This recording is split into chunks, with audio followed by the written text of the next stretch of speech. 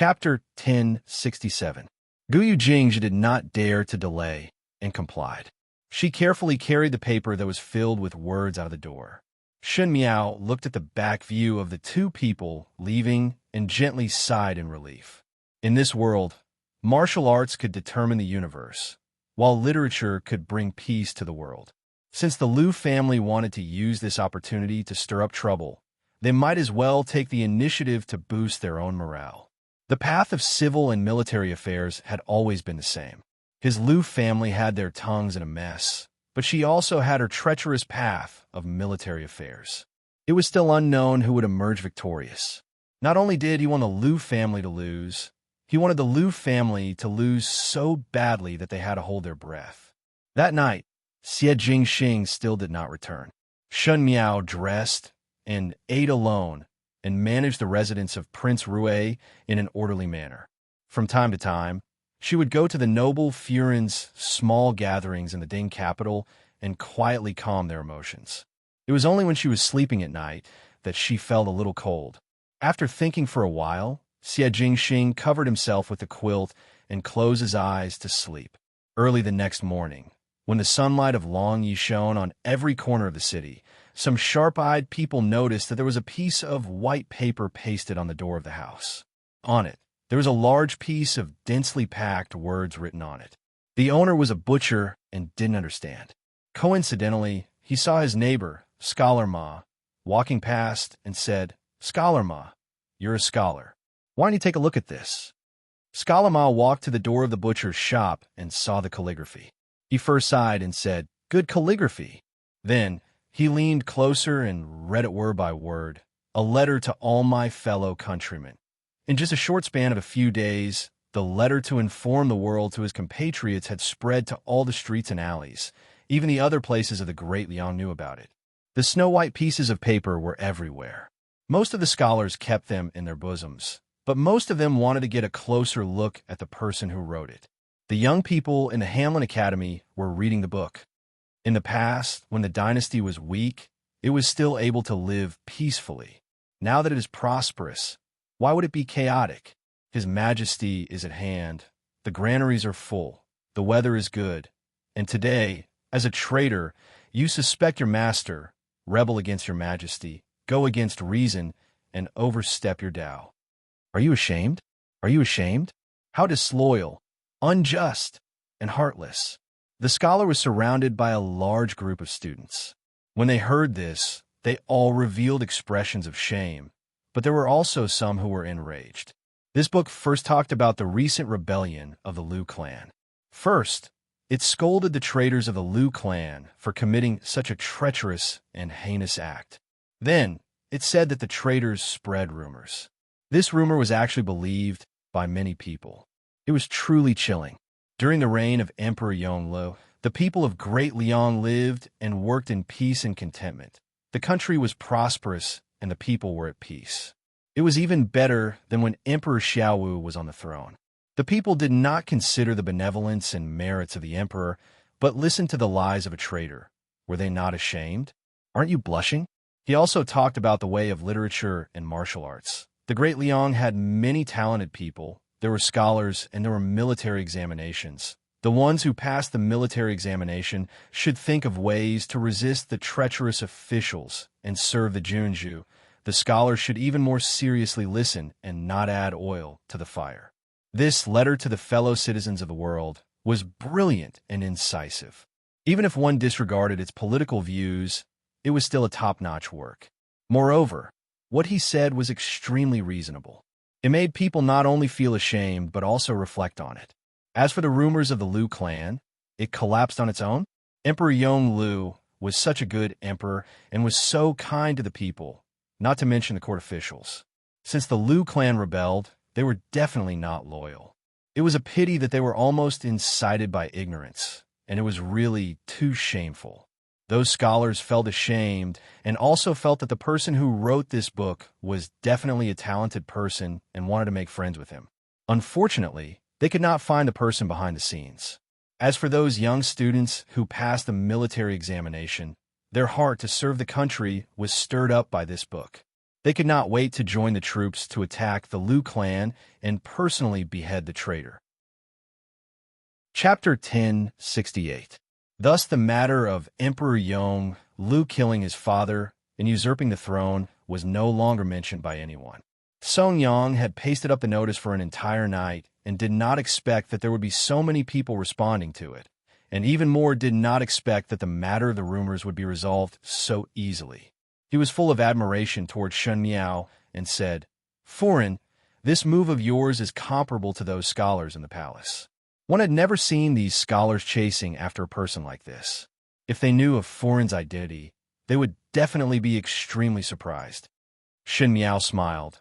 The Lu family is currently in Ruyang and do not care about Long Ye's matters. At most, they would arrange for some people to spread rumors among the commoners. But the commoners of the Great Liang are not fools.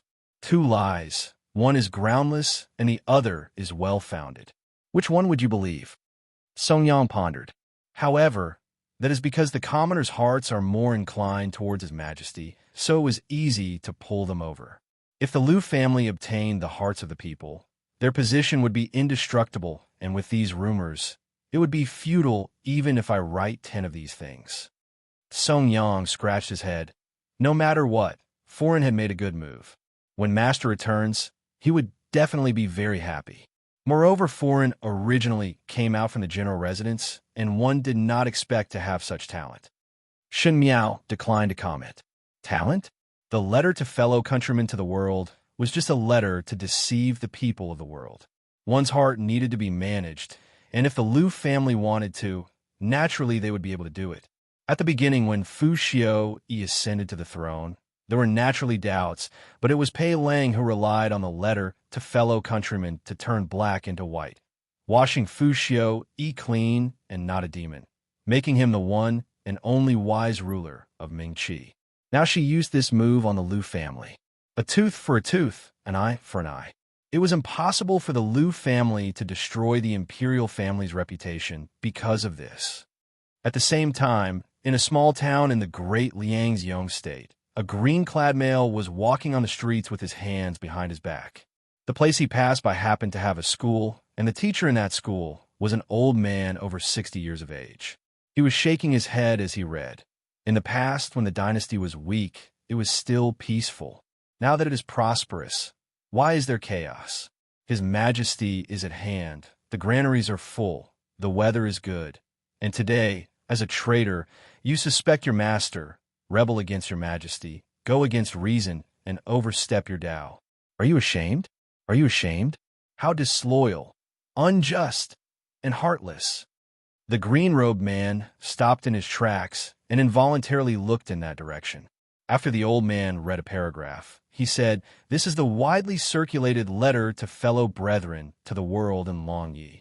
This old man only has one copy. Make a copy of it and hand it in tomorrow." Pei Lang was stunned for a moment. Then he thought of something and couldn't help but laugh softly. After laughing for a while, his eyes dimmed again. He glanced at the headmaster who was shaking his head and left. In Weiyang Palace, Empress Xianda was also holding a letter in her hand. She smiled and read it to Emperor Yonglu. Emperor Yonglu sat on the chair. His face was slightly pale, but his expression was unprecedentedly gentle. Jingxing has really married a treasure. Empress Xianda smiled and said, "I thought she was a female general from a family of generals, but she's a female Zhuangyuan who can disturb people's hearts." Now the schools in Longyi are secretly investigating who the person who wrote this letter is, but they don't know that it is a woman. Emperor Yonglu snorted softly and said, "Sly as a fox. She is helping you." Empress Xianda was unconcerned and said, "Thanks to her, the messy rumors outside have all died down. Isn't that good?" "I don't care," Emperor Yonglu said. Empress Xianda said, "You don't care, but you have to plan for Jingxing and the rest." Chapter 1069. Emperor Yonglu did not speak.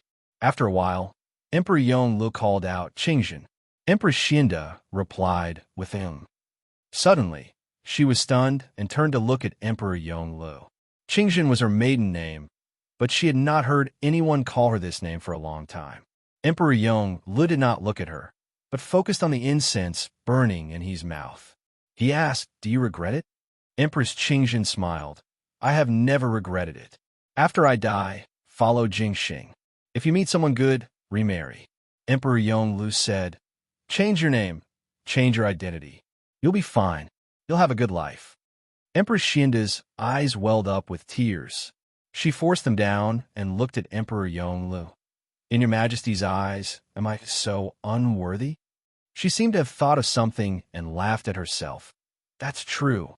In your Majesty's eyes, I have never been important." With that, she stood up and said to Emperor Yonglu, "I understand. I will do as your Majesty wishes." She took the lead and left. Aunt Tao saw this and wanted to persuade her, but in the end, she could not.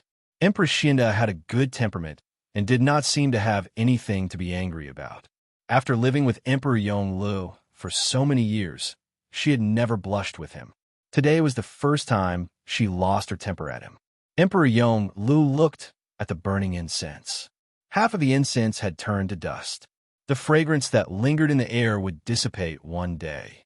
It was like a person's memory and affection. Yimei dressed up for a long time in the room. She was already very beautiful. Ever since she came to the Yi residence, with Madame Ye's nourishment, she should have become even more beautiful. But for some reason, she did not feel as radiant as she was when she first came. Perhaps there was already a hint of fatigue on his face. Today, she spent a long time in the house before finally choosing a peach-pink chiffon dress. The dress was embroidered with peach blossoms. She then carefully groomed and dressed herself up.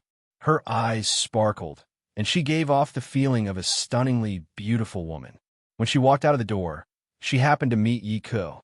Yi Ke looked at her in surprise and asked, "Sister, where are you going?"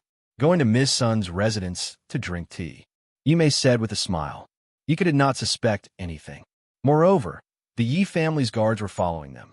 Yimei brought the guards out of the door. She put on her veil and really went to Miss Sun's residence. Even though the Su clan's official position in Longyu wasn't high, they weren't commoners either. Yimei entered the Sun residence and was led to a small room by someone. When she entered the small room, she saw Jin Xingming, who had been waiting for a long time. When Jin Xingming saw Yimei, his eyes lit up and revealed a look of amazement as he said with some infatuation, "Mayor, you are really becoming more and more beautiful." The more disgusted Yimei felt, the sweeter the smile on her face. She said in an aggrieved manner, "It was not easy to go out today. I almost thought that I would not be able to see Brother Jin. If it weren't for the old friendship between me and Big Brother Sun, who sent you an invitation in the name of his sister, I'm afraid it wouldn't have been easy to meet you." Jin Xingming sighed. Yimei said with a smile, "It's all Brother Jin's ability." Her words were sweet and her face pretty, making Jin Xingming's heart burst with joy. Just as he was feeling happy, he suddenly heard Yimei say, "But when will Brother Jin take me out of the Yi residence? I really don't want to stay in the Yi residence a moment longer." Jin Xingming said, "Even so, we still need to plan carefully. After all, the Yi family isn't a small family. We need to think of a foolproof plan." Yimei laughed coldly in her heart. There was no foolproof plan in the world. It was just Jin Xingming's evasion. It seemed that he had secretly investigated the Yi residence and knew of Yi Maocai's power, so he retreated. She raised her face and said pitifully, "If this drags on, when will there be an end? I don't ask for anything. I don't want the Yi family's wealth. I just want to live happily with Brother Jin." Not many men could resist such sweet words, not to mention that the person who spoke was a rare beauty in the world. Her eyes were moving, her words were soft, and every move was teasing as if it was a silent invitation. Jin Xingming felt that his throat was somewhat dry, but he saw Yimei licking her lips even more helplessly. He couldn't bear it anymore and didn't continue to bear it. He suddenly grabbed Yimei's hand and impulsively said, "For Mayor, I naturally am not afraid of anything. But Mayor is so beautiful. How can my heart be held in the palm of Mayor's hand?" He used some more strength and hugged Yimei tightly in his arms, saying, "Mayor, if you become mine, I will definitely save you as soon as possible." Yimei wanted to vomit, but that hesitation only lasted for a short moment. Her mind was quickly calculating some things, and in the next moment, her hands were like snakes as they climbed around Jin Xingming's neck. She breathed into his ear and said, "Okay." Chapter 1070. The night was short, and if it was during the day, one would feel that it was not enough. The mosquito net was filled with a charming smell, and after a long while, there was the sound of clothes being worn. Jin Xingming caressed Yimei's smooth back, and there was still some satisfaction on his face as he said, "Mayor, why not stay with me for a while? The sky is not dark yet. Why return so early?" Yimei's back was facing Jin Xingming, and there was a trace of anger in her eyes, but when she turned her head around, her eyes were overflowing with charm as she smiled. "Since older brother Jin cannot bear to part with me, then quickly bring me out of the Yi family. Yi Maokai keeps me under tight control, and these days he often urges me to enter the palace. If I were to enter the palace, then I would not be fated to be with older brother Jin in this lifetime." When Jin Xingming heard that Yimei wanted to enter the palace, he immediately sat up straight and said, "Cannot." If it was in the past, Jin Xingming would not know the taste of Yimei, but now that he had flipped the Luan and Phoenix upside down, he could not bear to let go. He simply wanted to die on Yimei's body, and if he were to meet other females in the future, he would have turned into a block of wood. A man's entire life was nothing more than money, power, and sex. After eating fine rice, it was hard to eat cornbread. Jin Xingming was not willing to hand Yimei over to others, so naturally he was anxious. Yimei snuggled into his embrace and softly said, "Naturally, I am not willing. I only have older brother Jin in my heart, but now I have no choice but to do so. So I want to leave quickly, and when older brother Jin and I reach Ming Qi, we could be a pair of celestial companions and be free and unfettered every day." The beauty was affectionate and righteous, and Jin Xingming got a sweet taste, so his heart was complacent. In a moment of lofty sentiments, he said, "That is right. Today I will get people to prepare the things, and to ensure safety, we will take the waterway route. This waterway route is hidden, and even though it is dangerous, it is faster than other routes." Yimei nodded her head. "In order to prevent Yi Maokai from having any suspicions, we will meet here 5 days later. Before that, older brother Jin should settle the matters of leaving so that I can deal with the people of the Yi residence." Jin Xingming complied, and the two of them tangled together for a while before Yi Mei tidied up her clothes and walked out of the door as if nothing had happened. She left the Sun family's mansion and got on the carriage. The guards of the Yi mansion saw that she was fine, so they didn't think much about it. Yi Mei boarded the carriage and lifted up her sleeves. Her fair, jade-like arms were mottled with red marks. Jin Xingming was impatient and rude. Yi Mei was also exhausted. She looked at him for a while and put down her sleeves. She had always been a greedy person, but today she had given herself to someone like Jin Xingming. All of this was thanks to Yi Maokai. If Yi Maokai hadn't tricked her into boarding a pirate ship, she wouldn't have ended up like this. Since she was going to leave the Yi residence had to give her some compensation. Otherwise, wouldn't all these days of compromising have been in vain? A trace of ruthlessness flashed in her eyes. 5 days later, Xie Jingxing returned. In the Battle of Ruyang City, the Lu clan was utterly defeated. For so many years, the Lu family had thought that they had been recruiting soldiers and buying horses, secretly accumulating their strength. Little did they know that their opponents were the same. Even his opponents were more diligent than him. From the day Emperor Yong Lu ascended the throne, they started to plan on how to pull the Lu family down. After so many years of planning, how could the Lu family be able to compete with them? And the true power that Emperor Yong Lu had revealed shocked some of the officials in court, as if a bucket of cold water was poured over their heads. They finally understood that the young emperor that was suppressed by Emperor Xiao Wu and had to rely on Empress Dowager Jing Xian's support had unknowingly grown into a ferocious beast. Lu Jingchun was a madman. When Ruyang City was breached, he knew that the situation was hopeless, and when he had no other choice, he rushed into the house and personally slaughtered his wife and daughter, including Lu Wan'er, whom he had always doted on. At that time, Gao Yang and Ji Yushu were also present, and saw that Lu Wan-er's eyes widened as she slowly fell down, as if she did not think that she would die in her father's hands at the last moment. Chapter 1071. Xie Jingxing ended Lu Zhengchun. When Lu Zhengchun died, he laughed maniacally and shouted, "This old one was unrivaled in one's entire life and now die in the hands of a brat. Not reconciled." Xie Jingxing chopped off his head and said lightly, "Ignorant." At this point, the Lu family that had occupied the Great Liang for 2 dynasties disappeared without a trace. The remaining forces of the Lu family fled in all directions and were all killed by the Mou army. When Shen Miao heard these, she was very emotional. The rise and fall of an aristocratic family looked very simple, but in fact there were signs a long time ago.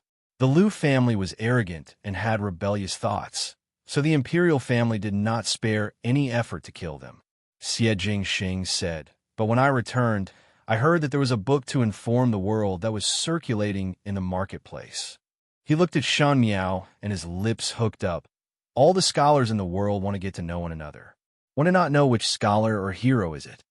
Shen Miao held back her laughter. "Do not know. One have to let the Mou army search." Xie Jingxing raised his brows.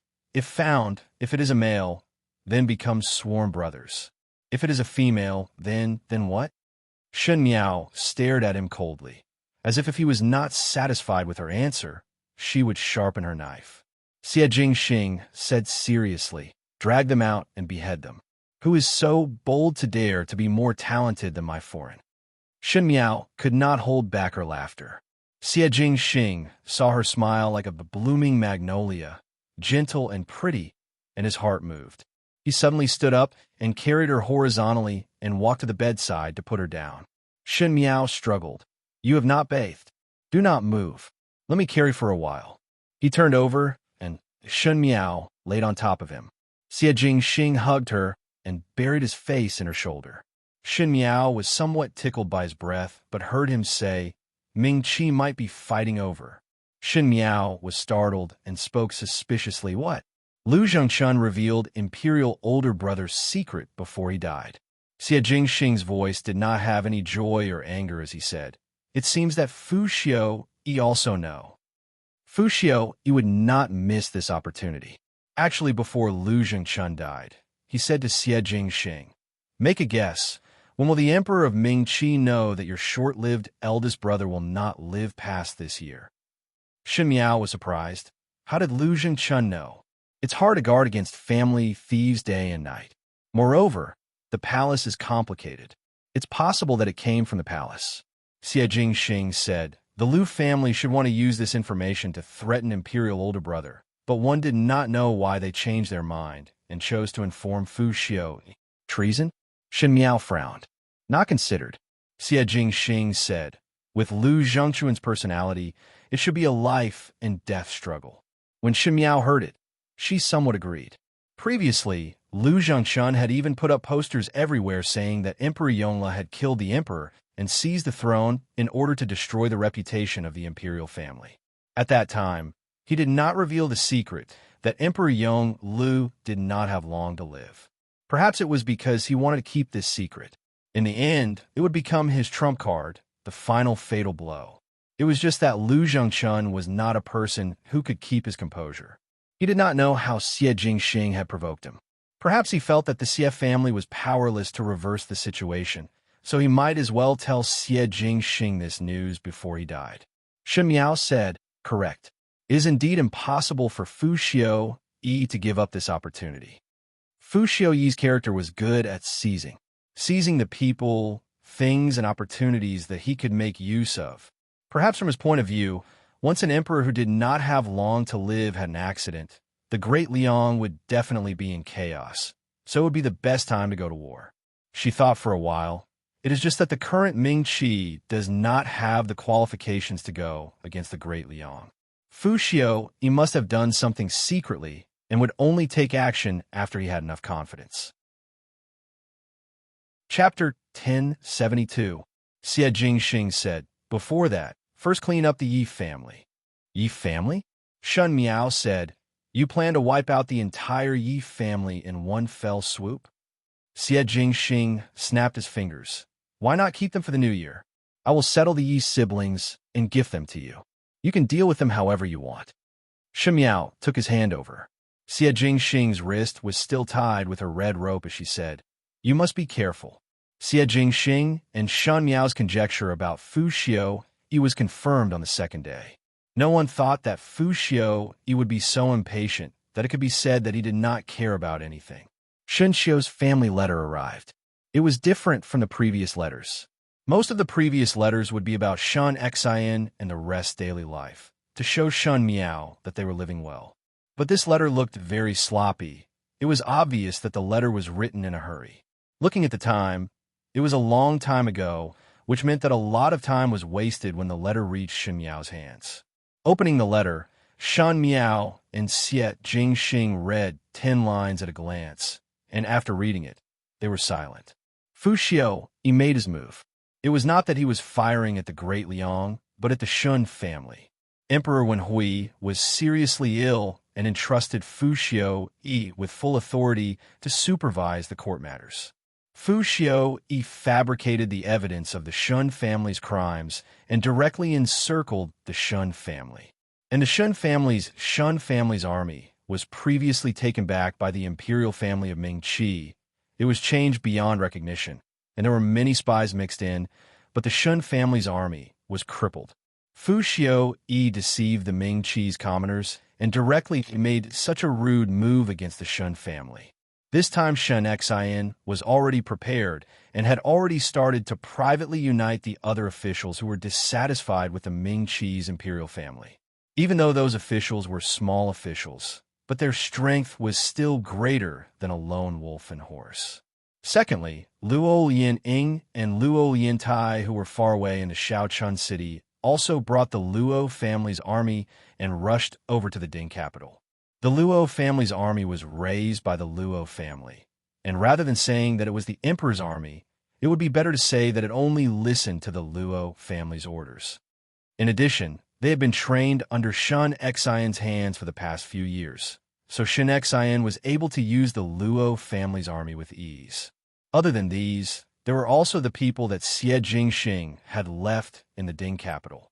At this point, everyone in the Chun family finally knew Xie Jingxing's identity. Even though they were shocked, they did not feel disgusted because of the current situation. In addition, Xie Jingxing was honest with Shen Xian previously, so they did not bother to reprimand him. Even though Xie Jingxing's men were few in number, they were extremely elite. He was especially outstanding in the field of gathering information. Fu Xiu Yi thought that he would be able to take down the gradually weakening Shun family in a short period of time, but he did not expect that the Shun family had been preparing for this day for a long time. Not only did he not manage to take down the Shun family in one fell swoop, he seemed to be stuck in a dead end, wasting his military strength. In Shun Xiu's letter, he said that the Shun family was now in conflict with the imperial family and had left the Ding capital. Even though Fu Xiu Yi's men were in hot pursuit, the Shun family did not let them reap any benefits. Now Shen Xian was discussing with the various officials whether they should overthrow this bastard imperial power. As for the final outcome of this matter, Shen Xiu did not mention it. Shen Miao also knew that the Shun family had been loyal for generations, especially old General Shun, who had a heart of loyalty. Now that they had become enemies with the imperial power, it was already treason and heresy. After overthrowing the imperial power, even if it was a success, who would be the emperor? To support a new ruler, and all the princes of Ming-Chi were not good people, so why not just establish oneself as king? Shen Xian definitely did not have that idea. At the end of the letter, Shen Xiu mentioned one thing. Currently, the Shun family did not stay in the Ding capital because Fu Xiu Yi's people were everywhere in the Ding capital. Thus, the Shun family would only be at a disadvantage. They had retreated to the Hongguan Valley area, but in the surrounding villages, they discovered a number of Qin people. Chapter 1073. The letter ended here. Shen Miao was silent for a long time before saying, Fu Xiu Yi has started to make his move. Qin country's people appeared in Hongguan Valley, so it is highly possible that Qin and Qi have joined forces. Even if not, Fu Xiao, you must have this idea. Xie Jingxing nodded his head and looked at Shun Miao. You are not worried about your father? It is useless to worry. Shun Miao said, now that I am thousands of miles away, even if I strategize, one would not be able to grasp many variables. Moreover, talking about controlling the enemy, I believe that my father, mother, and eldest brother are not ordinary people. As long as they are no longer foolishly loyal to the imperial family, there will be a chance of victory. Xie Jingxing's lips hooked up. Actually, it is all the same. Shen Miao looked at him and frowned. What do you mean? Xie Jingxing pinched her face again. If Qin and Qi join forces, it can only mean one thing. They will attack the Great Liang as soon as possible and will definitely invade from the borders. Father-in-law and us are actually standing on the same side. If father-in-law does not want to support a new ruler and also does not want to establish his own imperial power, then swallow up Ming Qi and destroy the Great Qin. When the three countries become one, naturally there would be no other choice. Shen Miao's heart moved. She had actually thought that there would be such a situation. In the last lifetime, the Great Liang did not destroy the Qin country, attacked the Ding capital, and took down Ming Qi. One would think that in the future the three countries would belong to the Great Liang and there would only be one emperor in the world. But can you do it? Shen Miao asked. The emperor's secret is already known by Fu Xiao Yi. Without thinking, I know that he will definitely release the news. At that time, when Long Yi will be in chaos, you will have to shoulder many things. If Qin and Qi join forces, I believe that they will not be the Great Liang's match, but the process would definitely be very difficult. Xie Jingxing looked at her. Young lady, did anyone tell you before to not doubt a man's ability or not? Shen Miao paused. Even at such a time, Xie Jingxing still had the ability to make jokes, so she really felt that she had nothing to say. You watch, he said. The collapse of the Liu family shocked the entire Longya. But because of the letter to the world, the people applauded. After all, the Liu family had done such a rebellious thing, so they shouldn't blame the royal family for being ruthless. Because of this, the court officials had a new structure. Those who had been with the Liu family, those who were restless between the Liu family and the imperial family, those who were determined to oppose the Liu family, each had a new plan. Those who stood on the right team were naturally overjoyed, while those who stood on the wrong team were bewildered. Emperor Yonglu was definitely not a benevolent emperor who only knew how to pamper his concubines. He was indeed the son of Emperor Xiaowu. He would not be soft-hearted when he needed to be. In the past, Jing Fei had been the most favored concubine in the Hogong. Now that Emperor Yonglu was going against the Liu family, he didn't even think about the feelings of the past, much less the child in Jing Fei's stomach. Even those who were observant could see that Emperor Yonglu had endured for many years to deal with the Liu family. For an emperor to have this kind of skill and temperament was truly daunting. The court officials were more afraid of him because of this and were much more well-behaved. And the Yi family, which was as famous as the Liu family, was now like an ant on a hot pan, anxious and uneasy. No one thought that Emperor Yonglu would make a move just like that, and even more did not think that the Liu family would fall so quickly. Even Yi Maokai, who considered himself to be astute, suddenly sensed that something was wrong. He regretted now that he did not surrender earlier when the imperial family had the intention to recruit the Yi family. Now, he had lost this opportunity in vain. He had indeed lost this opportunity because Yi Maokai discovered that Emperor Yonglu had already started a deal with the Yi family's forces. Chapter 1074. The Yi family was different from the Liu family. The Liu family was a general with their own soldiers, while the Yi family was a civil official. Most of the time, they could only play a supporting role. His connections, power, and connections were all things that everyone fought over. But now, with the fall of the Liu family, everything had collapsed. The Liu clan had so many foundation forces and soldiers, but they all fell at the hands of Emperor Yonglu, not to mention the Yi clan. But Yi Maokai observed the situation, and in addition to his understanding of Emperor Yonglu's style of doing things from the Liu family's matter, he felt even more hopeless. He knew that Emperor Yong Li's Yi family would definitely not let them go and would definitely kill them all. On one hand, Yi Maokai was angry at the Liu family for their arrogance, but on the other hand, it was too late for regrets. Yi Maokai began to prepare for his escape. In the worst-case scenario, he would send Yi Hongguang away.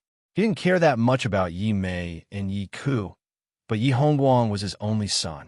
He had to leave a successor for the Yi family. While Yi Maokai was busy, Yi Mei was not idle. Today, she had returned from young Miss Sun's residence and had a good time with Jin Xingming. Jin Xingming had already promised to take her away in 3 days. These past few days, Yi Maokai had loosened up a lot on Yi Mei. He didn't seem to care where she went or who she met.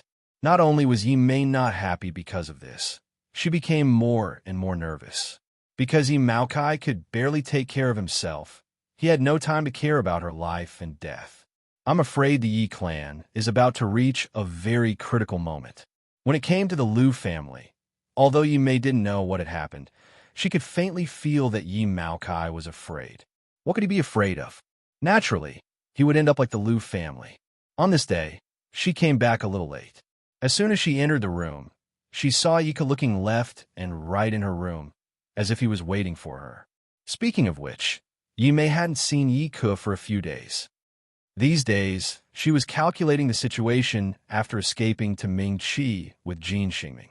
Yi Mei really did not have any plans for Yi Ku, or perhaps from the beginning, in Yi Mei's escape plan, there was no existence of Yi Ku. A person who Yi Mei already felt was useless and would only drag her down, and even had selfish intentions towards her, Yi Mei immediately abandoned. Seeing her come back, Yika asked, "Sis, where did you go? Why are you only back now?" "Miss Sun asked me for a handkerchief last time. I just finished embroidering it yesterday. I will send it to her today." Yi Ku grumbled, "You are now the young lady of the Prime Minister's residence. What right does the young lady of the Sun family have to order you around?" Yi Mei ignored his words and sat down. Seeing that Yi Ku's brows were furrowed with anxiety, she asked, "How have you been these days? Didn't father bring you around to meet your colleagues?" "Don't mention it." When Yi Ku heard this, he immediately lowered his head and said dejectedly, "That was just the beginning. I don't know what he's been busy with these past few days. When I asked him, he said he had something to do. I've been bored in the mansion." He then looked at Yi Mei. "Sister, when are you going to discuss with father about entering the palace? I think father is looking for an excuse to decline. If you enter the palace and gain his majesty's favor, father will certainly curry favor with me, and his majesty will also value me. My success in my career has also helped you, hasn't it?" Yi Mei sneered at her heart, but did not show it on her face. She smiled. "You and I are brother and sister. Naturally, I will help you." She muttered to herself for a moment and said, "Speaking of which, your relationship with father is closer than mine and father's. These days, have you seen anything special about your father?" "Special place?" Yiku was puzzled. "Nothing special." Yi Mei saw that he did not understand and changed the method. She smiled and asked, "Not this. For example, father has something precious or some secret. Perhaps you can inquire about it." Chapter 1075. Yiku looked at Yi Mei and paused for a moment. "Sister, what do you want to do?" Yiku was a person with too much ambition but not enough intelligence. He was a little clever, but he was easily blinded by superficial things. He was also too greedy and could not be decisive. Yi Mei had lectured him many times since he was young, but it was because of Yiku's arrogance and greed that Yi Mei could easily muddle through. She sighed and said, "You also know that the two of us are not of the true Yi clan bloodline after all. I heard that father has been secretly looking for the Yi blood these days. If he can't find it, then so be it. If he does, what will happen to us?" She lied without thinking, but Yi Ku was stunned and immediately believed her. He stammered, "Really, father is really looking everywhere for the true Yi family?" Yi Mei nodded. Yi Ku's expression became a bit twisted, mixed with anger and jealousy. "How can father be like this, using us and then kicking us away? Why? That's why I'm not satisfied," Yi Mei said. "It's fine for me, but you are different. If the true Yi blood doesn't return, a cripple can't compete with you. The Yi family will be yours in the future. How can I watch as your things are handed over to someone else? Yiku was originally very angry, but now that Imei said this, it went all the way to the 12th. He said, "That's right. That won't do." So I thought of a way. I have to find Yi Maocai's weakness. Since he is the prime minister, he must have some secrets. If these secrets are known by us, we can naturally use them against him. Yika heard this and thought deeply. He said dejectedly, "Father didn't open his heart to me. Now that I think about it, there doesn't seem to be any secrets." But his eyes brightened as he suddenly remembered something. He hurriedly said, "Once in his study, I saw a painting of a beauty hanging on the wall. I thought it wasn't bad, so I touched it and was sternly stopped by him. At that time, I guess what was different about the painting?" Imei asked. And then, "Father told me that there are some things in the painting, but I haven't become an official yet, so it's useless to me. When I become an official, these things will come in handy, and he will give them to me." Ika spread his hands. "That's the only thing I can think of about the precious thing you mentioned. I saw that what he said didn't seem to be false, so I didn't probe further. Does this count?" A hint of joy flashed in Yimei's eyes as she said, "Yes. Then I'll think of a way to steal it." Yiku immediately stood up. "No." Yimei hurriedly stopped him. Seeing Yiku's suspicious expression, she said, "Since I was the one who thought of this, in the end, I will be the one to threaten him, even though it is for you. However, if you were to threaten him, he would be dissatisfied with you, and it would be hard for him to avoid obeying you on the surface but opposing you on the inside. Why don't I steal it and use it to threaten him? That way, in Yi Maocai's heart, you won't know anything and you'll still be his man." Hearing this, Yiku felt that Yimei's words were very good. He clapped his hands and said, "Sister is so thoughtful." Then he looked at her gratefully. "Sister, you are so good to me. In the future, younger brother will have a meteoric rise. He will definitely not forget elder sister's kindness and will definitely repay you." Yimei smiled slightly, and her gaze fell on Yiku. Finally, she said in a very friendly manner, "I'll wait for you to repay me well." After Yiku left, Yimei closed the door, and her expression slowly darkened. She had always been thinking that during this time in the Yi family, she hadn't gotten what she wanted. On the contrary, she had always been used by Yi Maocai. Even because she wanted to escape from the Yi family, she had no choice but to give up her body and give herself to someone like Jin Xingming. No matter how she looked at it, this deal wasn't worth it. And Yimei never made a deal that wasn't worth it. Now that the Yi family was going to be unlucky, she had to leave and jump out of the Yi family's ship. Otherwise, she would be tied up and sink with the Yi family. But before she sank, she had to take something back from the Yi family to make up for what she had lost. Since Jin Xingming was going to Ming-Chi, then there would be a day when she would be able to climb up to the nobles of Ming-Chi and reach the peak of Ming-Chi's power. With one turn of one's hand, she would be able to summon clouds and rain. That was the life she wanted. And the Yi family was the prime minister of the Great Liang, so the prime minister's residence would more or less hide these secrets, and these secrets were closely related to the Great Liang. There was no country that would shut out other countries' secrets. This secret was Yi Maocai's painstaking effort, and it was also the stepping stone for her to enter the residence of the nobles of Ming-Chi. This thing could make up for everything she lost in the Yi family. Now thinking about it, what did she lose in the Yi family? Free power, forced commitment, and also a stupid younger brother. Chapter 1076. A few days after Xie Jingxing returned to the residence of Prince Rui, he had to make a trip to Ruyang City. In the beginning, Lu Zhengchun chose Ruyang City as the stronghold for the rebellion.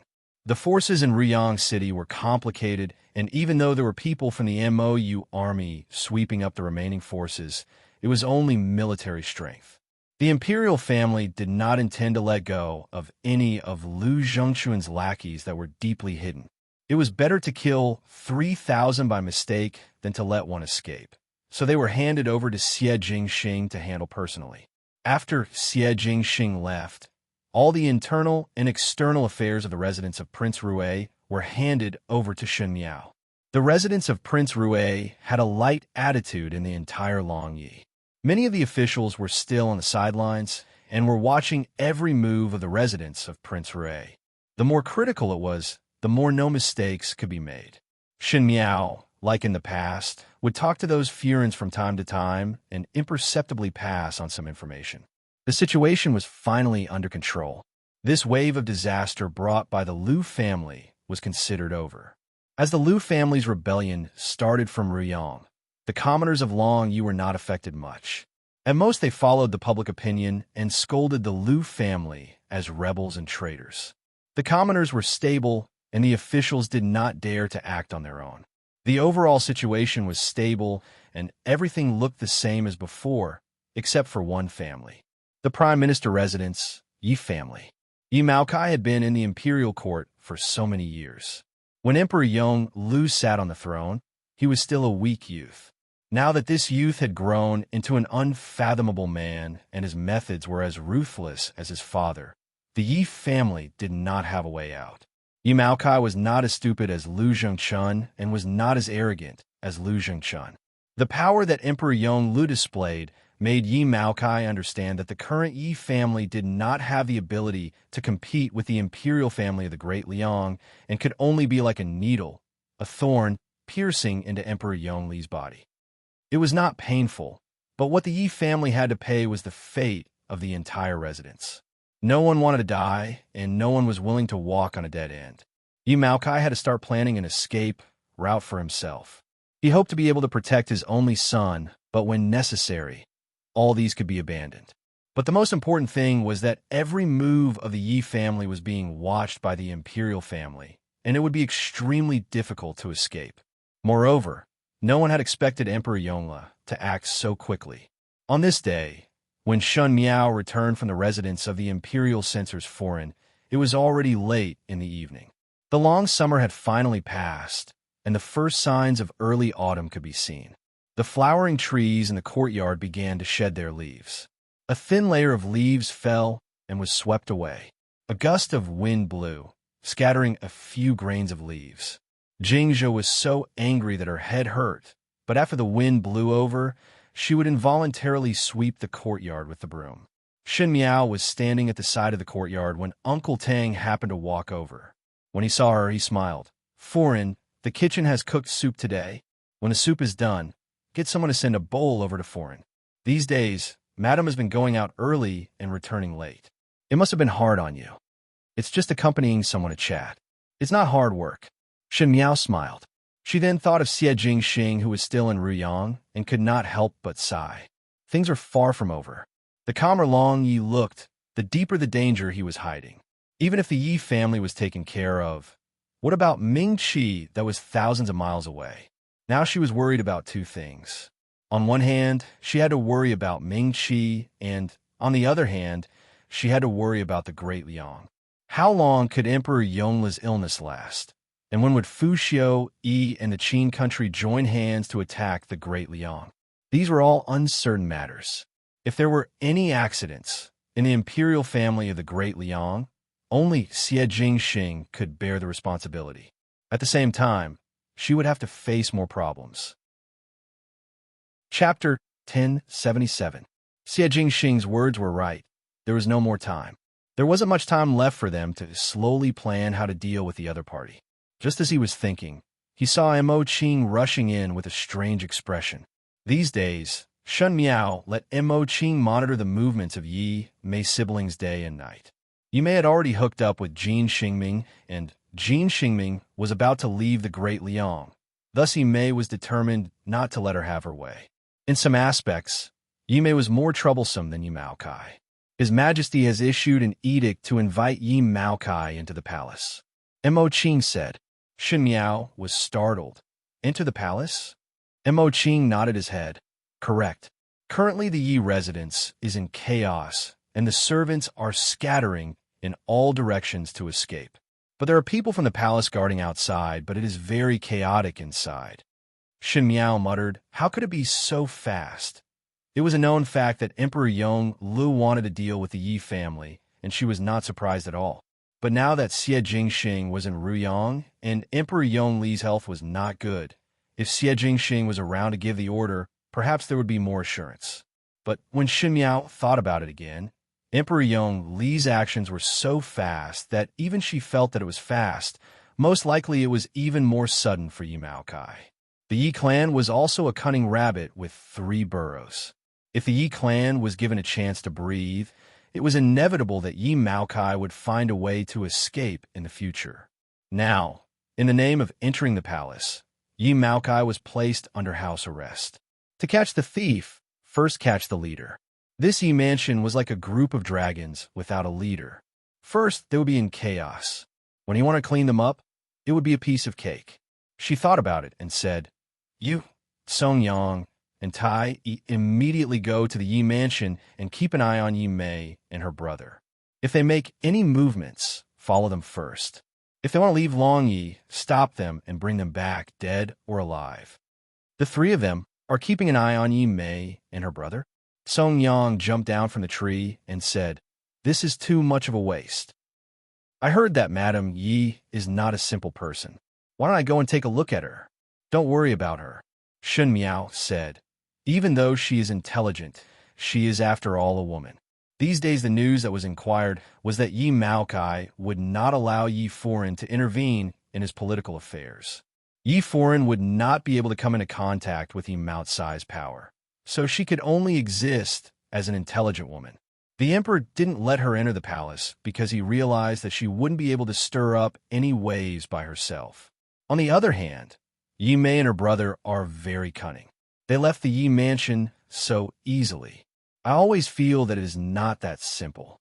She must have some plan, and this plan is beneficial to her. This is what you need to pay attention to. Song Yang thought about it and felt that what she said made sense, so he nodded. Tai Yi would only listen to orders, not to mention Mo Qing. Just as the 3 of them were about to leave, Shun Miao paused and suddenly called out to them, "That's right. If you meet the young master of the Yi residence who is unable to walk, do not hurt him. If someone wants to hurt him, remember to help him." In the middle of the night, the Yi residence was in a state of chaos. No one would have thought that the imperial family would suddenly send people to invite Yi Maokai away, even though the servants did not know what happened. But these days they had heard some rumors. Now that Yi Maokai was invited away, Yi Maotsai's resistance confirmed the conjecture in the servants' hearts. In a moment, everyone packed their clothes and jewelry and prepared to escape. Some felt that there was no hope of escaping and secretly cried in the room. There were also some who pretended that nothing had happened and hoped that it was a misunderstanding and continued to do their own things. The entire residence was in a state of panic. These servants were usually disciplined very well by Yi Foreign, but when it was a matter of life and death, unless one was a saint, no one would be able to remain calm. Chapter 1078. In this chaos, Madame Yi had already started to pack up her gold, silver, and other valuables. She had long seen Yi Maotsai's plan. She originally had a trace of hope for Yi Maokai, but in Yi Maotsai's escape plan, she was not included. Husband and wife were birds in the same forest, flying separately in the face of disaster. Madame Yi could be considered to have seen it clearly now. Yi Maokai did not care about the relationship between husband and wife, and she had the right to pretend that she did not have such a husband.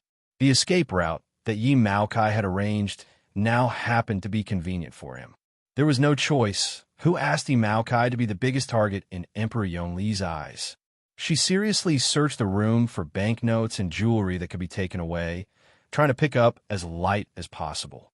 After all, she could not just sit and wait for death. Yi Mei and Yi Ku were the same at this moment. Yi Ku paced back and forth in the room, his eyebrows full of anxiety. From time to time, he asked Yi Mei, "Sister, do you think this is true? Is the Prime Minister's residence really finished? How is this possible? We did not hear anything before. Perhaps the Emperor invited Father into the palace for some court matters, and it is not what we think." Yi Mei was packing up some banknotes. A few days ago, she had already started to change those jewelry into silver, and then change them into banknotes that could be used by all the banks in the Great Liang. These things were easy to carry, and they were indispensable. She said, "Are you still deceiving yourself and others now? If it was simply to talk about court matters, why did Yi Maokai let the Imperial Guards attempt to escape when he was invited away. It was obvious that he wanted to abscond to avoid punishment. But there was no sign before this. Yika still refused to believe Yi Mei's words. You just did not pay attention. Yika's eyes widened, and he stared at Yi Mei in disbelief. What do you mean, sister? Did you already know?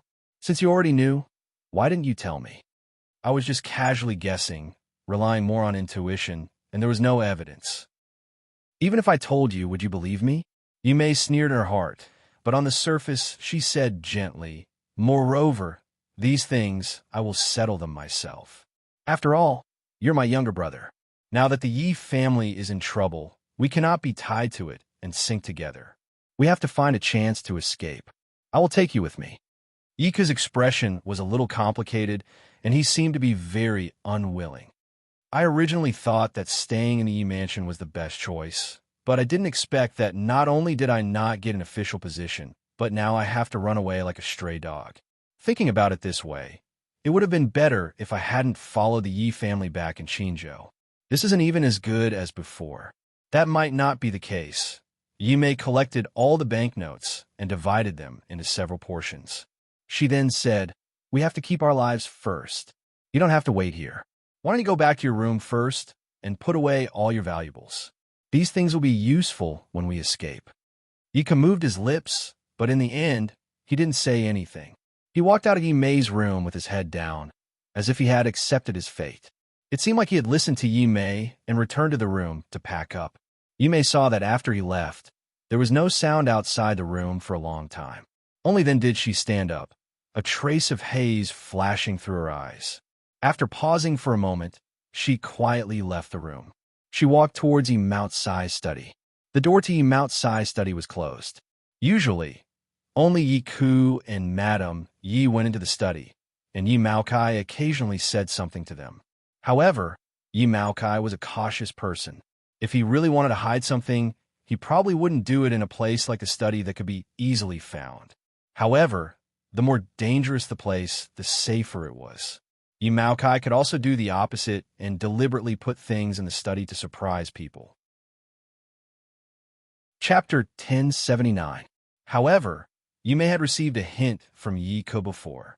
She knew that Yi Maokai had hung a painting of a beauty in the study. There seemed to be something strange about the painting. There was something important in it that Yi Maokai had mentioned. Now that Yi Maokai had been taken away, there was no hope for Yi Ku to be promoted, so this thing could only be placed here. Because everyone in the Prime Minister's residence was in a state of panic, there was no one outside the study.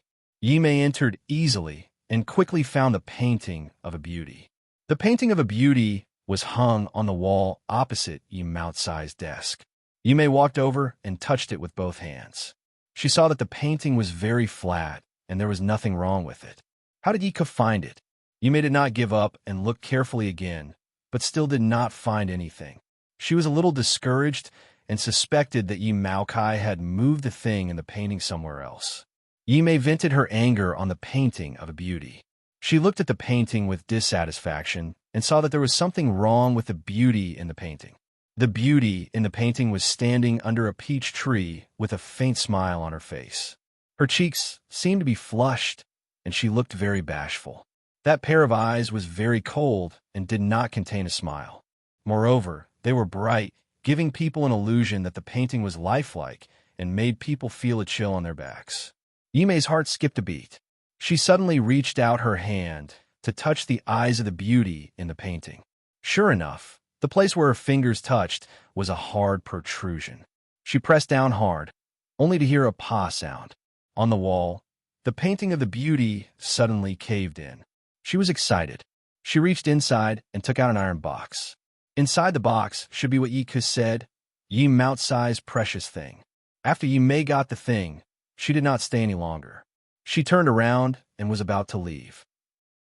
At this moment, the door of the study was suddenly pushed open with a creak. Yi Mei was stunned and saw Yi Hongguang pushing his wheelchair in.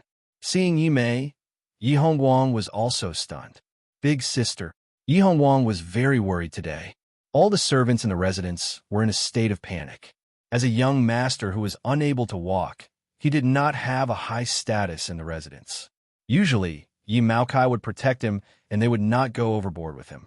However, once Yi Maokai left, Madame Yu would not care about him, and the servants would not care about him either. There wasn't even a person to push his wheelchair.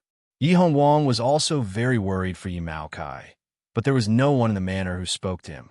In his distress, he could only push his wheelchair to Yi Maotsai's study.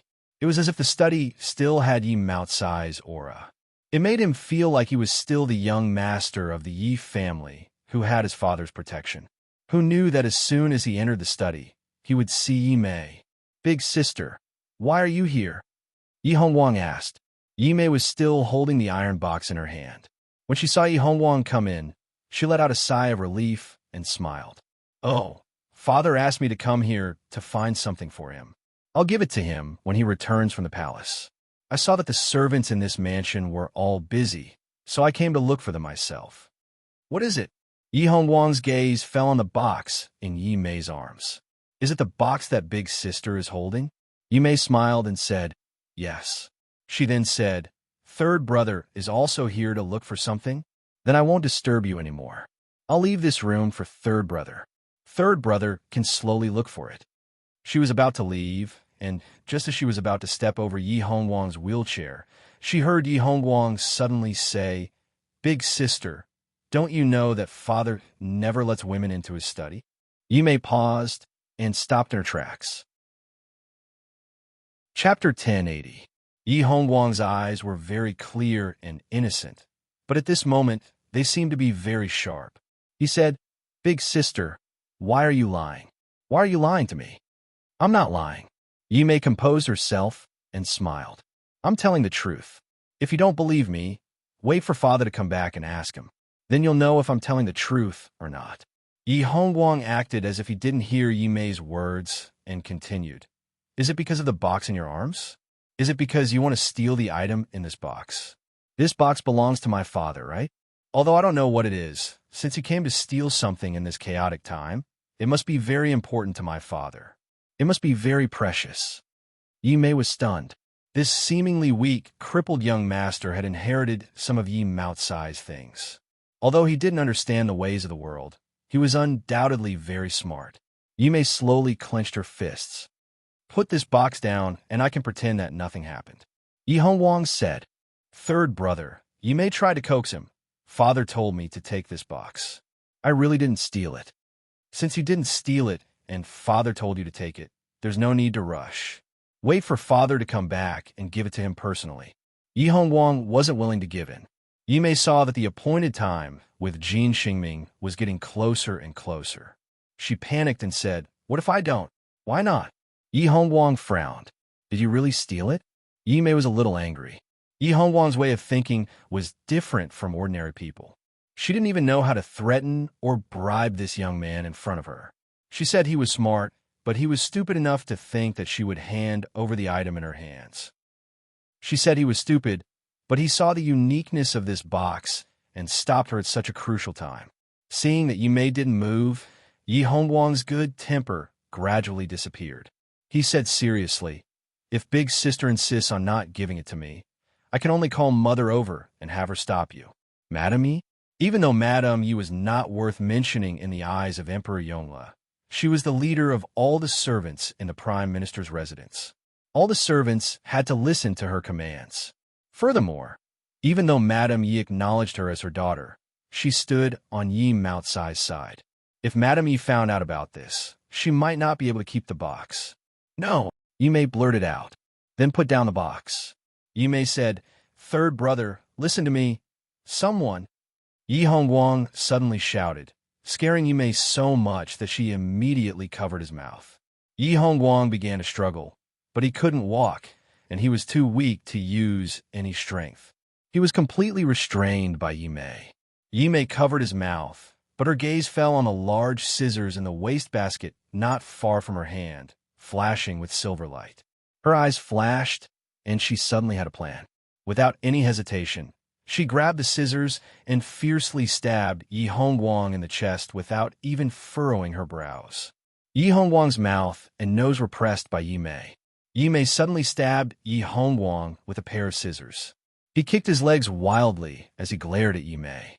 It was as if he hadn't expected such a vicious woman to exist in this world. However, he didn't have the strength to shout anymore and could only make a ah sound from his throat. Yi Mei looked at him coldly and said, "I didn't want to kill you, but you talk too much." She turned and left. Chapter 1081. Yi Hongguang collapsed on the ground. His wheelchair was overturned and he was sprawled on the ground. His blood gradually dyed the ground. He tried his best to crawl to the door to call for help, but it was easier said than done. The door was so close, but at this moment, it was like a road with no end in sight. It was so long that it made one despair. Tai, Yi, and the others had just arrived at the Yi residence, but they didn't see Yi Mei's whereabouts. They thought that Yi Mei had escaped in a short amount of time, but when they checked the study room, they were shocked. Yi Hongguang was lying in a pool of blood, barely breathing. They didn't know if he was dead or alive. Song Yang asked, "What happened? What should we do?" Mo Qing came out from another room and said, "Yi Mei and younger brother intend to escape from the residence. Tai, eldest brother's Qing Gong is good. You'll follow." Tai, he acknowledged and leaped out of the window, disappearing into the night. When Mo Qing's gaze landed on Yi Hongguang's body, he jumped in fright and said, "What happened?" "I don't know." Song Yang scratched his head and squatted beside Yi Hongguang to check his breath. "He's still breathing, but I don't know if he can be saved. It seems that they have been schemed by others." Mo Qing said, "Quickly move out and lure people over. Come on." Song Yang clapped his hands. "The servants in this manor are all busy with their own matters. How would they have the time to care about this young master? Haven't you heard of the saying, 'A phoenix with its feathers down is no better than a chicken'? Moreover, the madam of this mansion doesn't really like him. Seeing him like this, she can't wait to clap her hands in delight. How could she call for a doctor for him? Then bring him back." Mo Qing walked to Yi Hongguang's side and carried him up. Yi Hongguang's body was weak, and it was effortless to carry him up. Mo Qing said, "Foreign sees this boy in a different light, and if we do not save him, it would not be good." Thinking that if Foreign was present, she would also make the same choice. Bring him back to young Master Gao first. Whether he can be saved or not depends on his fate. Song Yang shrugged. "I'll listen to you." The young man suddenly opened his eyes and squeezed out a few words with great effort. "Steal things. Run. What does he mean by that?" Song Yang was puzzled. However, Yi Hongguang's head tilted to the side, and he didn't wake up no matter how hard he tried. "I don't understand. Let's go quickly and wait for the servants to come," Mo Qing said. The two of them did not dare to delay any longer. They did not stay here for long and quickly left. Shen Miao was sitting in the room waiting for news. Emperor Yong Li's actions came so quickly that many things had to be brought forward. Planning was one matter, and seeing if the plan would succeed was another matter. However, Tai, Yi, and the others had been gone for so long, causing her heart to sink. She wondered if Yi Mei had already escaped. Just as she was thinking, she heard Jing just saying happily, "They are back, they are back, they are back." Shen Miao stood up and heard Gu Yu's surprised voice coming from outside the door. "What is going on? Quickly call Dr. Gao over." This was Mo Qing's voice. Following that, the door was pushed open and Mo Qing and Song Yang both walked in. Mo Qing was carrying someone, and when they entered the room, he placed that person on the couch. Shen Miao took a look and was stunned as she cried out involuntarily, "Yi Hongguang." When this subordinate went over, he was found lying in the study and seemed to have been assassinated. The assassin should be someone from the residence. Yi Mei's siblings were planning to escape, and Tai, he was already following behind them. He left a signal along the way, and this subordinate would immediately rush over. One had already ordered someone to invite Gentleman Gao. Mo Qing explained. Who in the Yi residence would have such a deep hatred with a child? Shen Miao saw Yi Hongguang's face that was 90% similar to Fu Ming's, and her heart was very sad and somewhat angry. To even lay such a vicious hand on a child. Perhaps it was done by Yi Mei? Song Yang said. Shen Miao frowned. What is the meaning of this?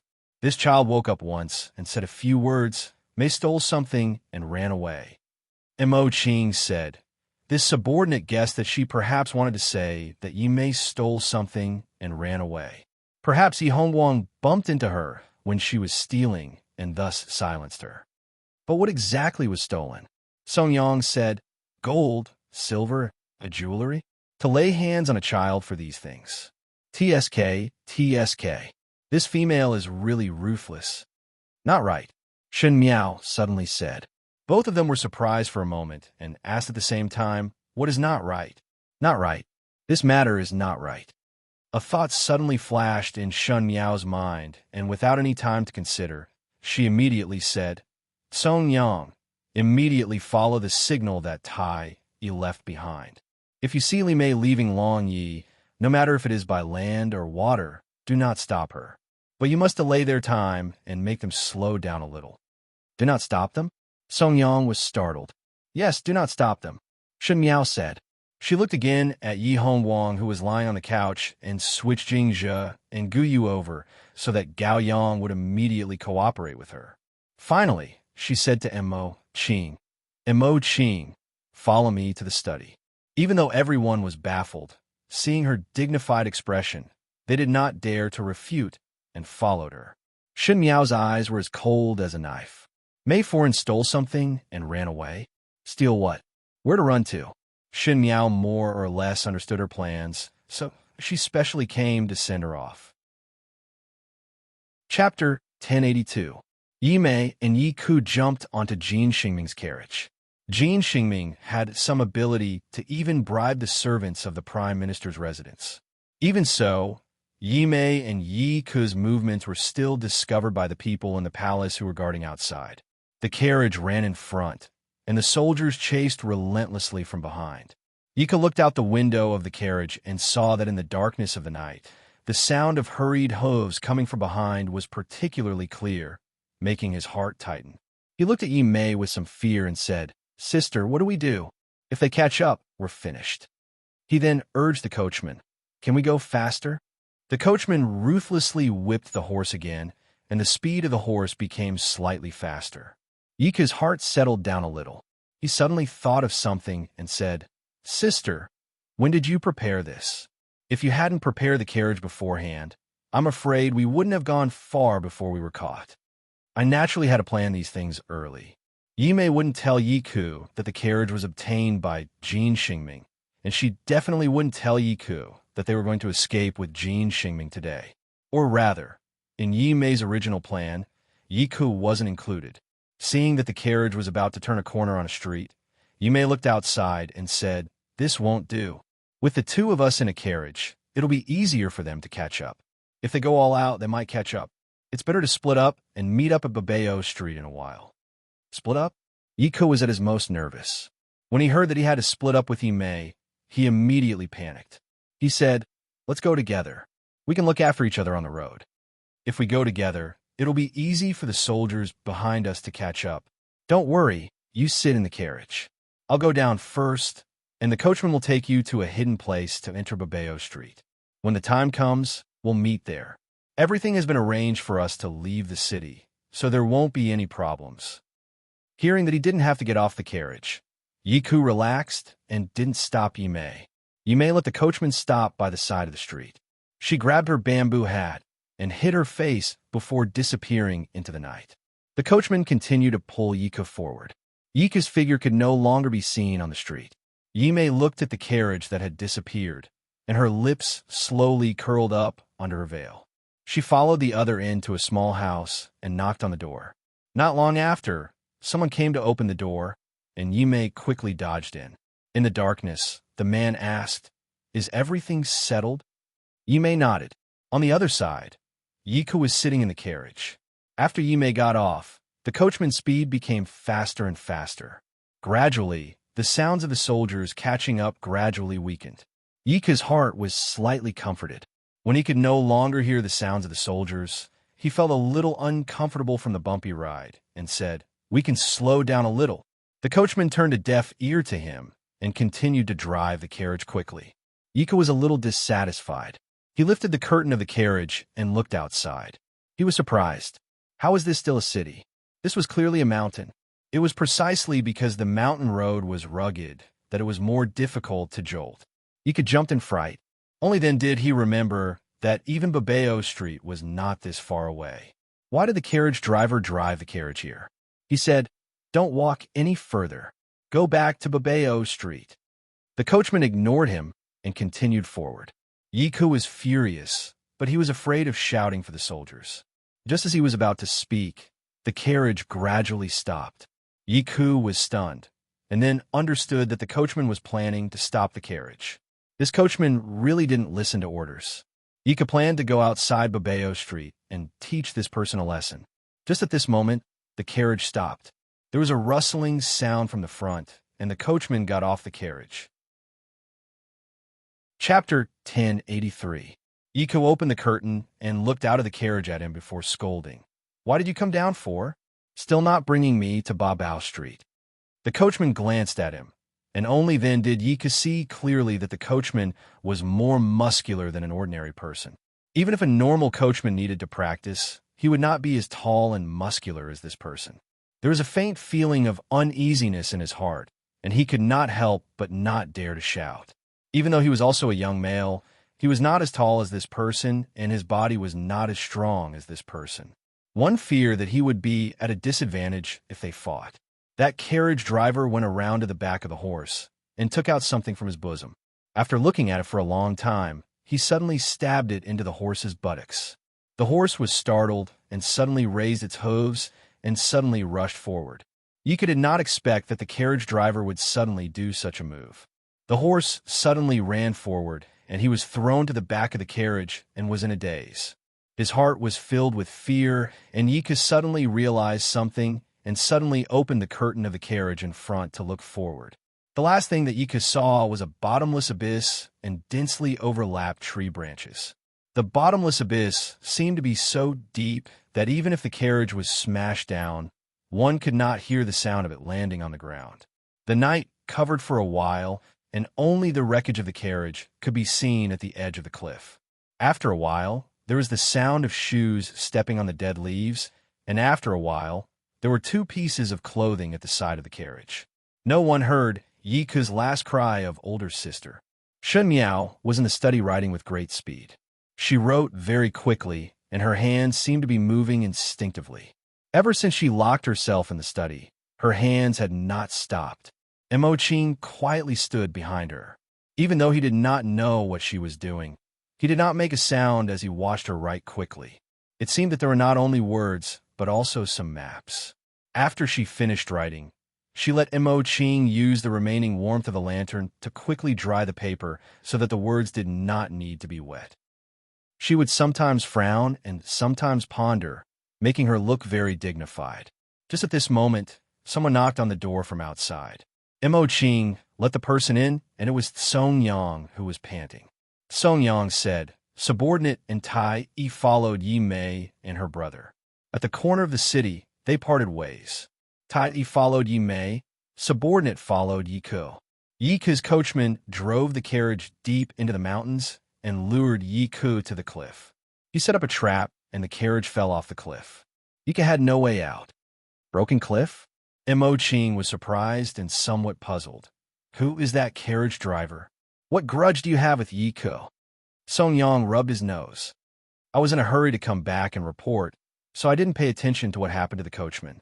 Since Yi Ku is dead, this subordinate has returned. There is no need to investigate. The carriage driver is Yi Mei's people." Shen Miao said. "Yi Mei?" Song Yang was startled. Yi Mei had the driver kill Yi Ku? But Yi Ku is her brother, and since she wanted to kill him, why did she bring him along when she escaped? When escaping, naturally a target is needed. Yi Ku is Yi Mei's blood-related younger brother, so it was most suitable to be a target. I think that the coachman not only killed Yi Ku, he also placed Yi Mei's and Yi Ku's clothes at the cliff, so that people would think that both siblings fell off the cliff and died. When Emoching and Song Yang heard it, they were surprised for a moment, before coming to a sudden realization. Yi Mei should have found an escape route from the beginning, but she was afraid that she would be chased like a stray dog, and there would be a day when she would be caught up. It would be better to let the world think that she was already dead. No matter how idle the soldiers were, they would not go and kill a dead person. Yiku was her younger brother, and according to normal people's hearts, they would definitely think that she would be with her younger brother when she escaped. At the cliff, they would see her younger brother in Yimei's clothes. Those soldiers were personally following her younger brother, so they would definitely think that Yimei was also in the carriage.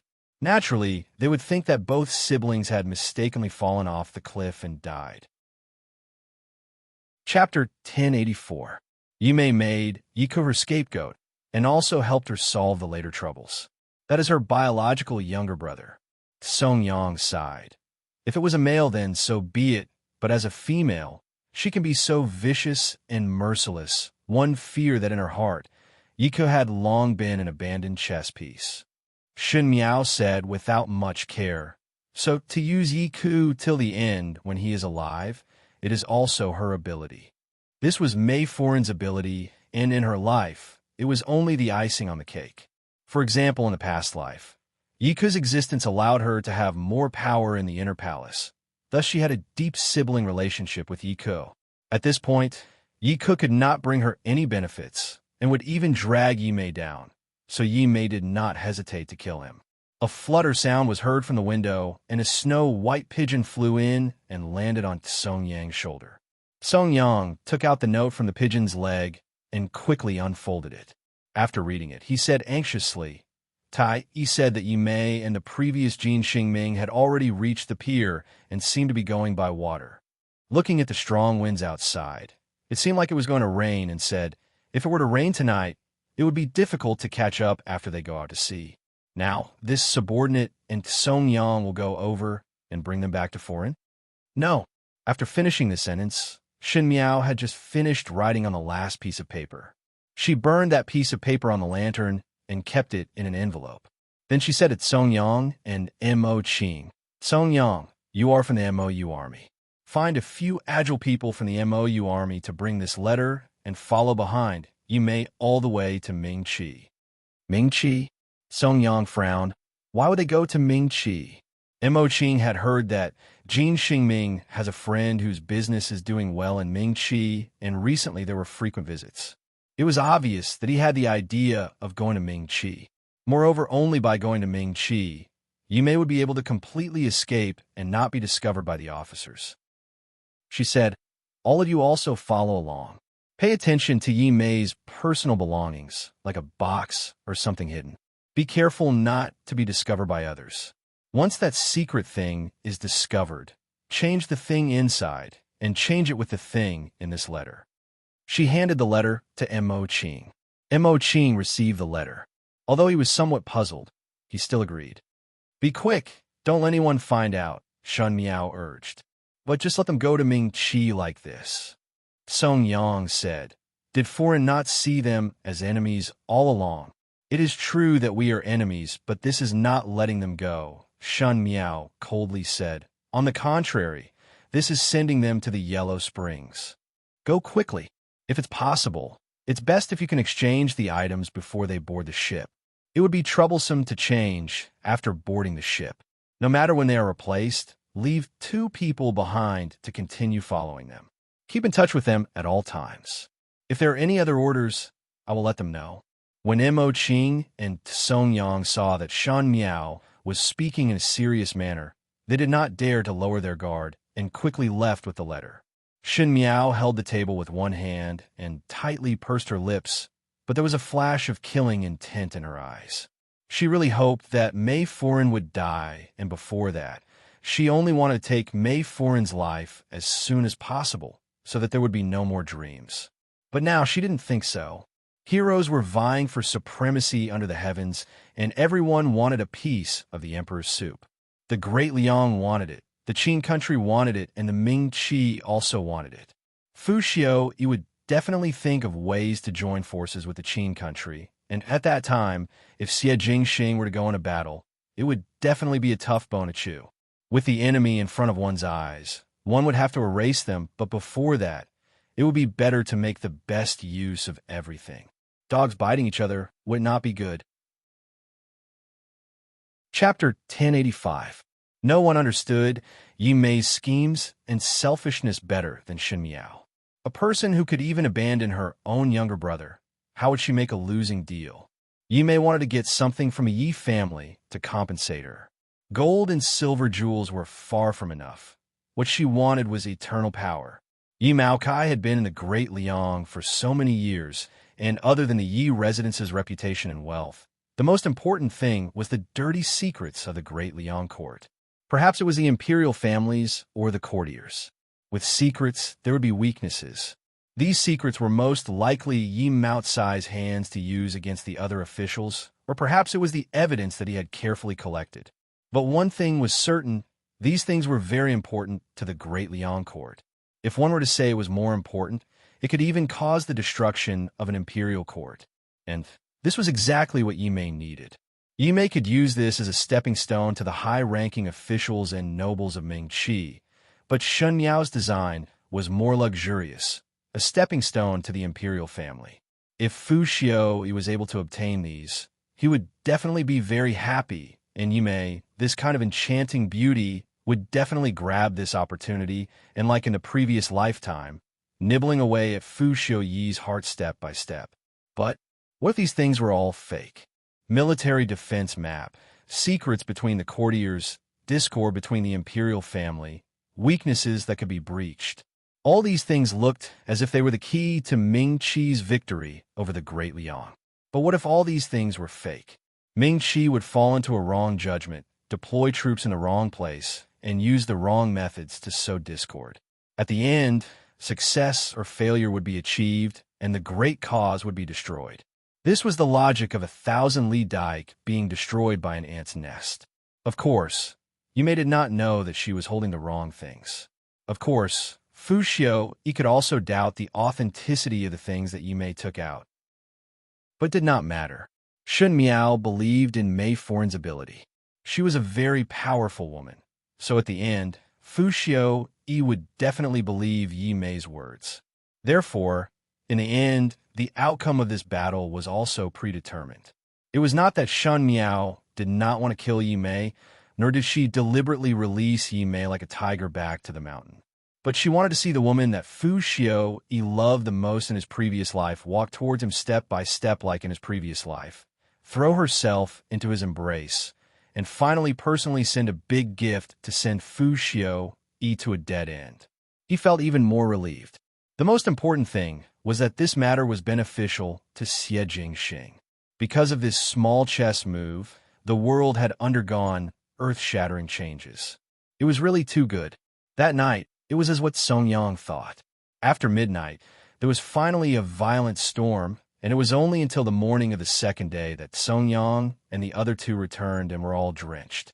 Yi Mei and Jin Xingming had already boarded the boat to the Great Liang, and it was as Shen Miao had guessed. Yi Mei had a silver box that was tightly hidden that even Jin Xingming did not know about it, but she herself had not opened it before. The people from the MOU army exchanged the things in the box with the things in Shen Miao's letter, and Tai took out a stack of things from his bosom and handed it to Shen Miao. Shen Miao flipped through it, and it was not different from what she had expected. It was indeed something that Yi Maokai had collected over the years to threaten and balance the other courtiers. There were even some secrets of the royal family. She thought about it and decided to let Xie Jingxing deal with these things after he returned. The people of the MOU army had already followed Yi Mei to the Great Liang and were paying close attention to Yi Mei's movements, but there was nothing for the time being. Chapter 1086. Shen Miao then thought of Yi Hongwang and let Mo Qing and the rest while she went to the room next door to see Yi Hongwang. Gao Yang was still around and said to Shen Miao that Yi Hongwang's life was saved, but he had yet to wake up. No one knew how he would look like after he woke up and whether it would repeat in the future. After all, his injuries were too serious. If it was not for Mo Qing and Song Yang who brought him over from the Yi residence in time, one did not know if he would be able to keep his life. Finally, Gao Yang glanced at Yi Hongwang on the bed and asked, "What do you plan to do now? His Majesty clearly wants to deal with the Yi family, yet you brought the Yi family's young master to your own residence. Could it be that you want to raise him in the future? What plans does the Emperor have for the Yi family?" Shen Miao asked, "What other plans could I have?" Gao Yang smiled, cutting the grass and not leaving the roots. He then said, "Don't tell me you sympathize with me." "Of course not. Your Majesty did the right thing. The Yi family and the Lu family were dealt with cleanly.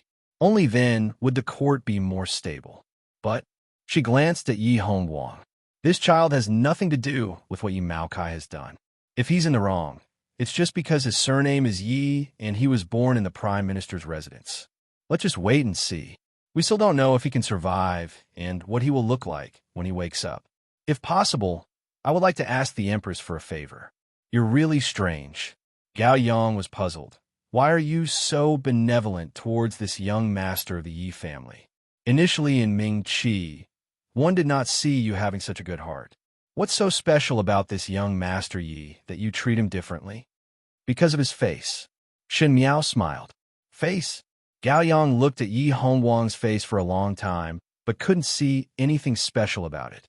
He waved his fan and said, "I don't understand." "Never mind if one do not understand." Shen Miao said, "After all, it is not a serious matter now." She lowered her voice. "Xie Jingxing is going to go on an expedition to Ming Qi." Gao Yang suddenly turned back and looked at Shen Miao, as if he wanted to say something, but in the end he did not say anything and just looked at her without speaking. "I knew this day would come, but I didn't expect it to come so soon." Although he said that he would be in Ruyang during this period of time, the matters in Ruyang were almost done. Even if they wanted to deal with the remaining forces, they might not necessarily need him. On the other hand, Long Yi is at the forefront of the situation, but he isn't there to hold the fort. Shen Miao sighed. "Moreover, dealing with the Yi family is too sudden. Your Majesty, is it not good? Actually, I should lie to deceive you, but I don't think I can deceive you. I am afraid I will make you unhappy." Gao Yang said, "If I make you unhappy, Miss Luo will be angry with me." "You're right, the Emperor is in a bad state. The Prince should have already told you about the Imperial Edict. Now His Majesty is instructing his own confidants to send some people to follow Prince to Ming Qi." He paused before continuing. "Or perhaps it should not be going to Ming Qi. The spies in the Ding capital had already sent back news that Fu Xiu had already reached an alliance with the Qin Emperor and took the initiative to attack the Great Liang. If the Great Liang was conquered, the two of them would divide it 50-50. He has a big appetite and is not afraid of choking." Shen Miao sneered. "Fu Xiu, this person, most likely had an appetite after gaining power and influence. Before that, he was respectful to the Great Liang people and had a gentle attitude. Now that he allied with the Qin country, he dared to have such ambitions. He is also not considered arrogant." Gao Yang smiled. If one looked at it seriously, one would discover that the smile was somewhat dignified. He said, "Previously the Lu family and the Imperial family were fighting. Even though the Lu family was eradicated cleanly, outsiders saw that the Imperial family did not expend much effort and even had more than enough energy, but in fact there were many losses. Moreover, the Lu family could be considered as a powerful military force of the Great Liang. Now, at this critical juncture, the Great Liang's military force is not much different from the Qin Ming. One need to meet force with force.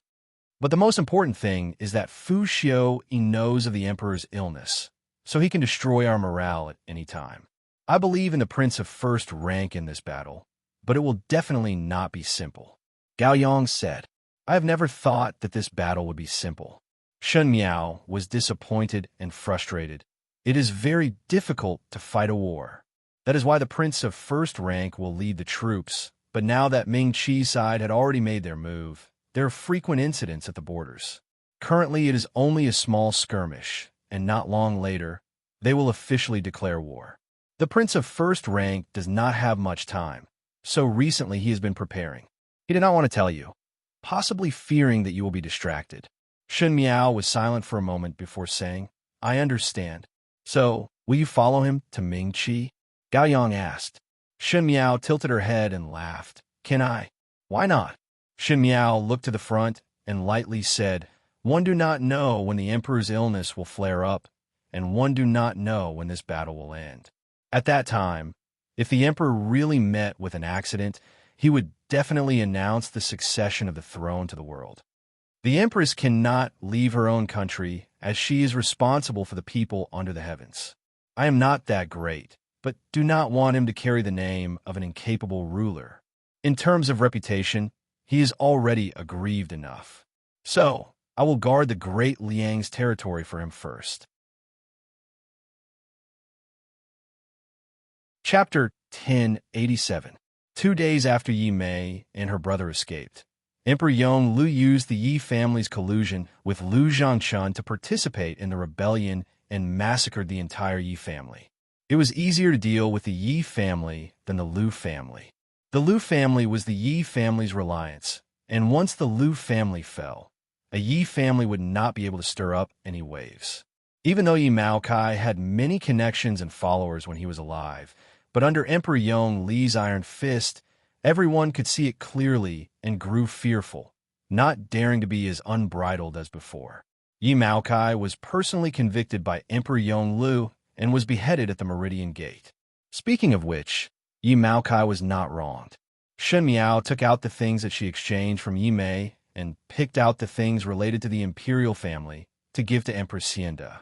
In order to restrain the imperial family, Yi Maokai secretly did a lot of things. These things became important evidence to convict the Yi family. Beheading at the Meridian Gate, this time the imperial family's prestige was very big. And the MOU army that followed Yi Mei and Jin Xingming also sent back news from time to time that their escape was very smooth. Most of the people believed that the newly recognized siblings of the Yi family died at the cliff. The reason was that they did not see the road clearly when they were escaping at night and fell down the cliff in a panic, dying without a complete corpse. Even though the great Liang's officers and soldiers continued to search, they did not find any traces of the two of them. Outsiders all said that no one from the Yi family survived, but there was only one person, and that was Yi Hongguang. Shen Miao let Mo Qing handle it, but Yi Hongguang had not woken up until now. Gao Yang said that whether he could wake up depended on Yi Hongguang himself, and he might sleep for the rest of his life. As for Xie Jingxing, he returned on a rainy night. A burst of autumn rain and a burst of cold. Shen Miao was reading a book under the lamp, and the raindrops made a small sound on the window as the weather gradually turned cold. The tea on the table quickly turned cold. The door was pushed open with a creak, and some of the cold wind and rain came in. Shen Miao turned her head back and saw Xie Jingxing closing the door and walking in. His clothes were somewhat wet from the rain, and after taking off his outer clothes, he saw Shen Miao staring at him in a daze. His lips could not help but curl up as he walked over to her side and pinched her face. Not good. My foreign has become silly. Shen Miao pushed his hand away. Why did you only return now? You did not even send a message? Xie Jingxing had left for a few days and did not even send a message. Even if Shen Miao had a good temper, she was also somewhat annoyed.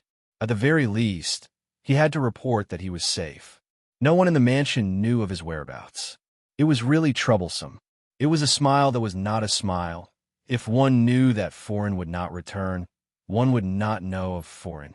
He held Shen Miao's shoulders and said with a smile that was not a smile, if one knew that foreign missed me so much, I should have returned earlier.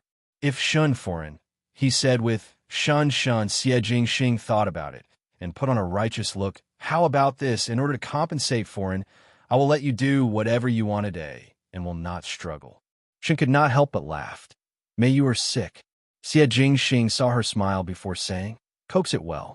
But I heard one thing when I came back. He looked at Shen Miao. You let Yi Mei escape? I didn't let her go. Shen Miao said. She wanted to go to Ming Qi and even stole the secrets of the great Liang that Yi Maokai had gathered. One think that she wanted to rely on this to seek refuge with the nobles of Ming Qi. I replaced her things and also gave her some military defense maps and the like. I think it will be more useful. Maybe with this, she can even become an empress. Xie Jingxing was slightly surprised for a moment before he understood her meaning and blinked his eyes. Foreign's move is very vicious. You're tuning in to the Romance Rendezvous YouTube channel. We're so grateful for your support, and don't forget to subscribe to join us on this incredible journey through captivating stories. Your generosity through donations truly makes a world of difference. as it's the primary source of revenue that allows me to expand and enhance this channel for you. Thank you from the bottom of my heart for being a part of this adventure.